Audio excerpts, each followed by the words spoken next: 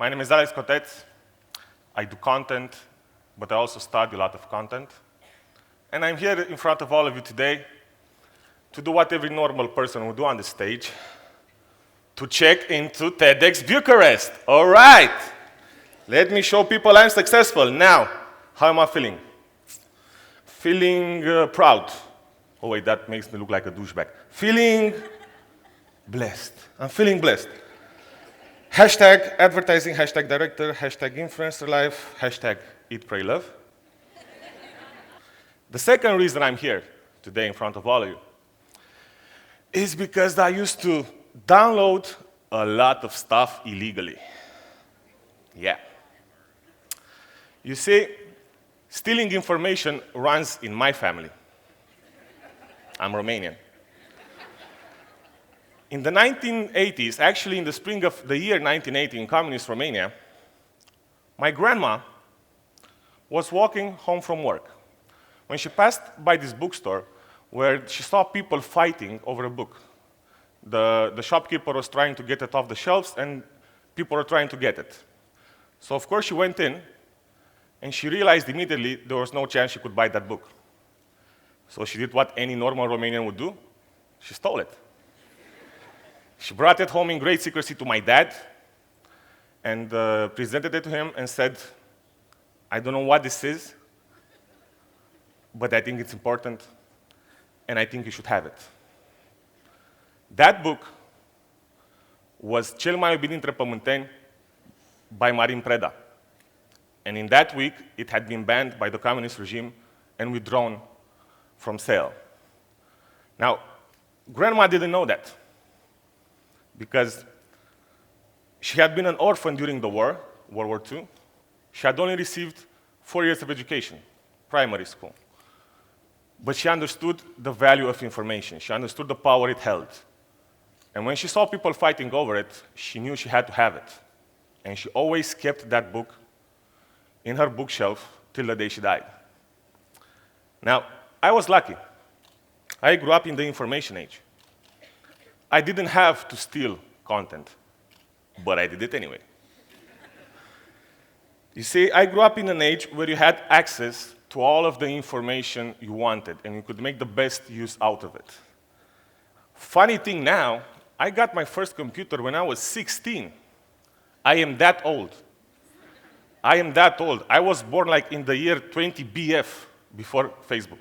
So I think in the first 2 years of owning a computer, I probably downloaded illegally 4,000 films, I don't know how many songs, software, and so on. This led me to discover a passion. I like movies. By stealing content, I became in love with films. By 18, I wanted to go to college. 2 years after getting a PC, I wanted to be a director. But my family couldn't afford the tuition fee. That was very expensive back then. This was like 2004. I couldn't afford the education I wanted, and I couldn't steal it. You cannot steal college education, yet. But I didn't have to, because by then, education was free.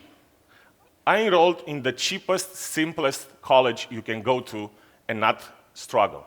Political science. But when I was 19, I enrolled in a second college. I enrolled in a college that was free. You could take classes anytime, and they have cats. I'm talking, of course, about YouTube, the greatest university on earth. And it's there where I studied directing, editing, sound, lights, post-production, special effects, how to write a script. I became so fascinated with it that I became a YouTuber. In just 10 years, or actually less, I went from stealing content to producing content to selling content, right? Because in the age of information, the democratization of content allowed all of us, as prices for technology dropped, to create, to consume, and maybe to sell our idea if it's good enough. I went from stealing the content to becoming in love with it, to being educated by it, to monetizing it, and guess what? To giving it back. You could say that the age of information has empowered all of us to become better people and become more educated.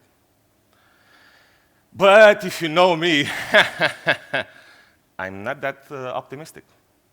You see, the democratization of content has empowered all of us to create, consume, and be rewarded.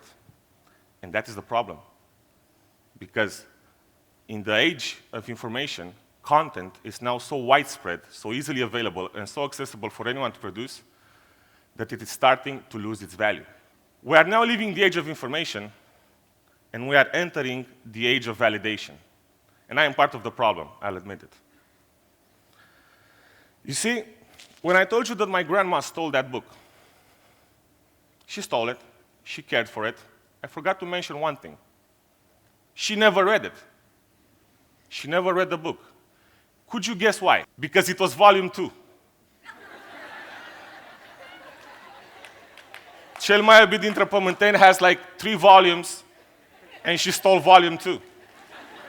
You cannot start a book with volume 2. That's like watching a sitcom starting with season 8. You get all the spoilers, none of the fun. But what do you think was the value to her? It was social. She only got it because she saw people fighting for it. She saw that people cared about it. So she knew it was of value, of importance. To her, that book was trending. So she took it home and shared it with her own personal social network, her son. You see, we can say that book had 3 types of value, right? Economic, probably cost $1.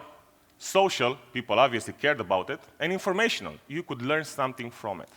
She chose number 2, without knowing why.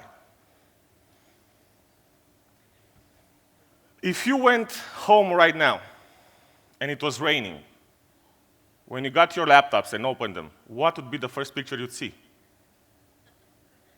The rainbow. The freaking rainbow. Oh, and also a bird. That bird just ruined my picture. I'm gonna get less likes. The freaking rainbow is like currency in the social media stock market. Whenever it rains, when it stops, the internet is flooded by pictures of rainbows. Someone wants to get more likes, they probably do a video. There are 3 types of investors in the rainbow. The first batch of people are spot on. Right after it stopped raining, they put cool pictures of rainbows with inspirational quotes like, the colors over the city, the colors in my soul. Hashtag love my life, hashtag successful. And that probably gets them 100, 120 likes. The guys that aren't so fast come home and they see that that option, that stock option is gone. And they say, okay, I gotta hate the rainbow. So if the first guy say, colors in my city, the colors in my soul, hashtag love my city. The second guys will be like, oh, OMG, like we never seen rainbow before, lame. They are betting on the fact that by now, enough people have seen positive things about the rainbow that they're gonna get 100 likes if they hate the rainbows. And they probably get them. But then some of us work really hard. We come home really late, the rainbow's gone. And we are out of luck. We cannot love the rainbow and we cannot hate the rainbow. That's been done. Everybody got 100 likes. So we do the safest thing. We could opt out of talking about the rainbow because we're sure we're not gonna get 100 likes. Or we could just take a safe bet by betting against the people that bet against the rainbow. So we're gonna say, oh my God, can you please stop hating on people that hate rainbows? Oh, please, I'm gonna make a motivational vlog about why I hate bullying. And that's gonna get 1,000 likes because it's video. Look at that rainbow. People don't trust the content anymore and they don't care what they say. They just want to say it so that they can use it to their own personal advantage. And we will pick on any subject and talk about it, whether it's an ad or a video or a song, for the social value it brings, not for the truth it speaks. We are entering the age of validation. And in the age of validation, my friends, content is losing its economic value. I'm not saying it as a bad thing. I'm saying it because I'm on the front line and it's a reality to me. Let me explain. You see, 10 years ago, I was stealing films. 4 years ago, I started paying because that was 5 clicks less. watching Netflix is 5 clicks less than torrenting a film.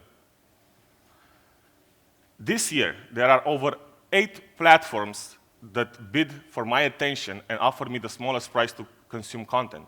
And that's just for films and series. Just imagine platforms like Skillshare. Just imagine platforms that have documentaries, all sorts of content. They all want me to consume their content that they work so hard to produce. Just imagine or think of your favorite series. Let's say that series has 12 episodes. One episode is 40 minutes. That's 40 pages per episode. Your favorite series has about 450 to 500 pages that someone had to think of, and you consume it in less than 1 day. You binge watch in 10 hours what someone would have to work for 1.5 years to create. We cannot keep up with the demand. So what happens when we cannot keep up with the demand?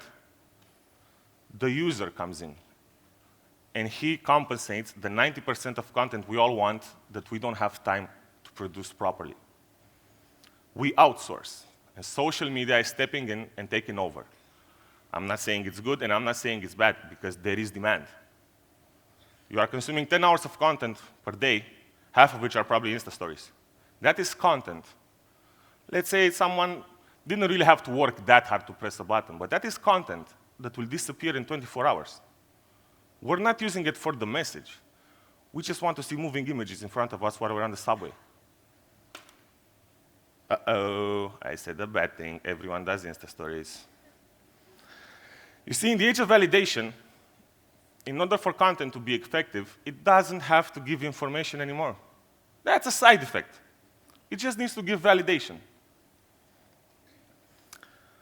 It's gotten to the point, and this is a good thing, where on the internet, me and you, we are equal digital citizens. All of us have one vote online. And brands also have one vote. Between me and the greatest, biggest fast food company in the world, we are both equal digital citizens. That is a good thing, but that also creates some problems. See, they have big budgets, you don't have big budgets. They get attention, you want attention. So what happens? They're panicked that you're not consuming their content enough. You are panicked that no one is seeing you. And we get into this circle where brands start to mimic humans, and humans are acting more and more like brands. We only want to see what we like, and the problem is that we're starting to only like ourselves. See, there's a problem with brands. Brands don't like other brands. Brands don't subscribe to other brands. In their own universe, they are the best they can be, and no one else exists. And we as individuals are starting to do the same thing, perhaps without realizing it.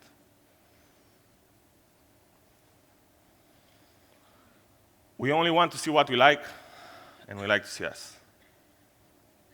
Content has become a means to an end. It's not about an honest message anymore. It's good if it's there, but it's not important.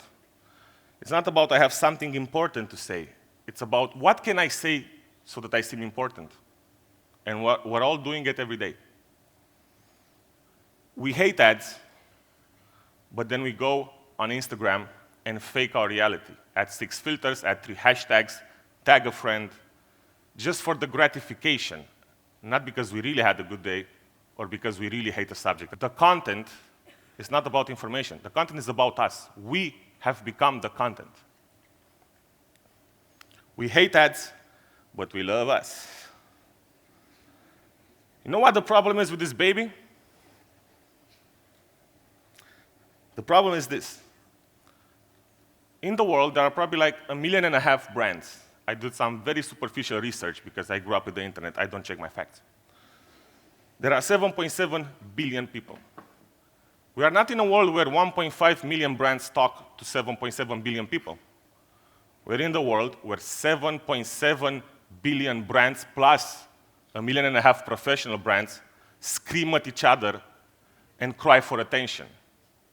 All of us, even you right here, when you came here, you posted a picture or did a check-in, you just worked as a part-time personal brand manager. You believe your image is worth something. You're not sure what. You just know people are fighting over it. We are 7.7 billion brand managers talking about ourselves, not listening to the other brands, because they are competition. Brands don't like other brands.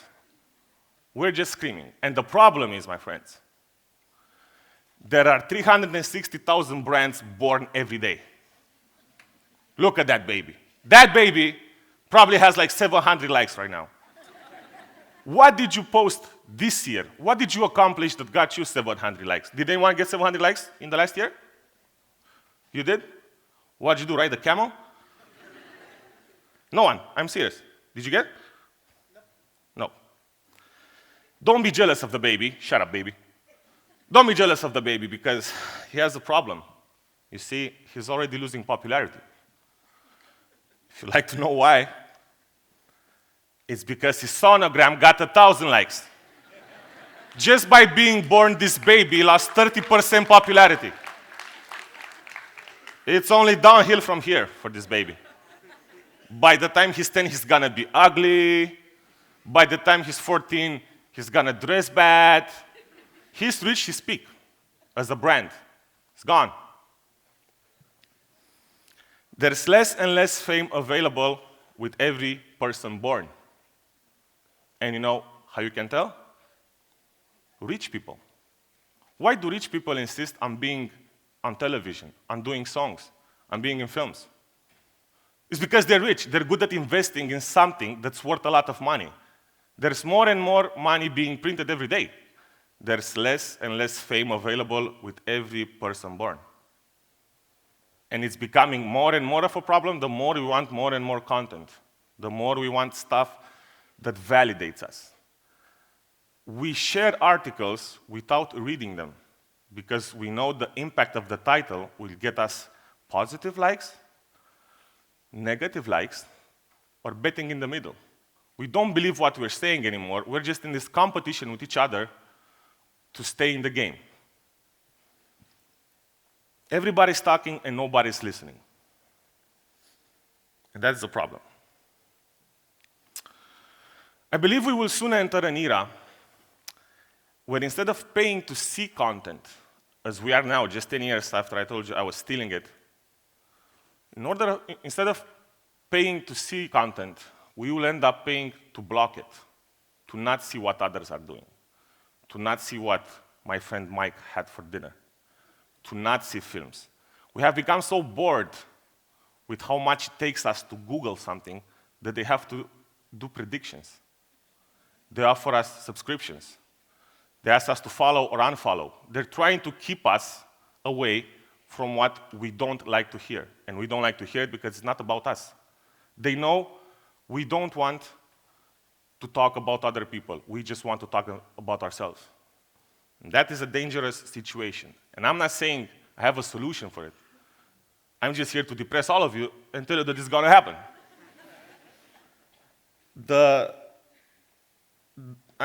Let's say the worst threat in the online community has become, I'm going to block you.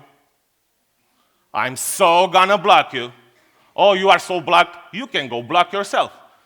Block yourself, mother blocker. And whenever you see someone saying that, you kind of have you kind of feel it, don't you? Kind of like, oh, I wouldn't want that to happen. Why? You're not a brand. You're not going to lose money. Nothing's bad is going to happen to you. But you do get a little, because deep down inside, you care. You care about not losing a potential audience member, a potential client of you. Now, in this new era of validation, we are starting to consume content more and more for the fact that it's like us or about us. We are becoming superficial in what we want because the main purpose is the social one, not the information one. If we want to, we can go and study online about something. But that's not hot anymore. What's hot is staying in the game. And I believe that we will end up in just 5 to 10 years in the era of Uflix, where we will be paying not to see content, but to be seen $5, $10, doesn't matter. Can I rent the front page of a website for 10 minutes to show my face? That's worth it. And if you think this is absurd, the fact that we will only watch ourselves or people who are better than us at being famous, sorry to say, that has already happened. This year was the year of the great civil war in the online world between PewDiePie and T-Series. Do you know it? Two major channels with more than 90 million subscribers argued over who was more famous, and we all watched. Maybe I'm old school content. I'm not saying it's gonna go away.